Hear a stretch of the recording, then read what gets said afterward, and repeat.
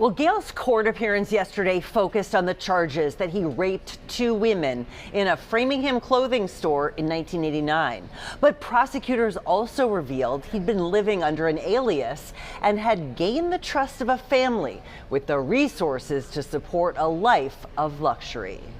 Here we are now in hour number 2 of this pursuit. The nation watched as a Massachusetts rape suspect led police on a 40-mile chase through the streets of LA in August. Here comes an LAPD officer running up to the vehicle. Among those who saw the coverage of Stephen Paul Gale's arrest, a woman who recognized his face as a man she'd known for years, but under a different name, Paul Costa. She explained that Mr. Costa had been hired by members of her family to oversee the daily and financial obligations, including the paying of payroll, from a family trust. According to District Attorney Marian Ryan, that family trust paid Gale's company more than $1.5 million in just the previous 18 months. How did he work his way into that family? Defendant was very adept at setting up various kinds of companies, offering different services, making acquaintance with folks who frankly had lots of money. Money to fund this luxury yacht, the Dior, according to prosecutors,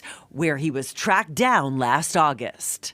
5 Investigates has uncovered a trail of fraud cases connected to Gale across the country, including in Las Vegas, where he was charged with setting up an investment scam and defrauding 5 victims, including Walt and Debbie Hawkins, out of $205,000. He seemed competent.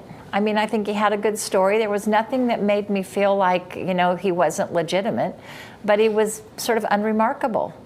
And maybe that's the other reason why you trusted him. The Vegas case was dismissed in 2014 after the Nevada Attorney General's office said Gale couldn't be found. Commonwealth versus Stephen Gale. Now in custody in Massachusetts on the rape charges, prosecutors say his life of fraud makes him a flight risk and ask that he be held without bail. He was very skilled at making connections with people, gaining their trust, being put in positions where he had access to lots of money, and being able to use that to maintain the life that he was living essentially undercover.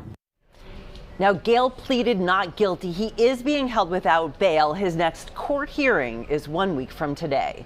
Live in the newsroom, Karen Anderson, 5 Investigates. Great.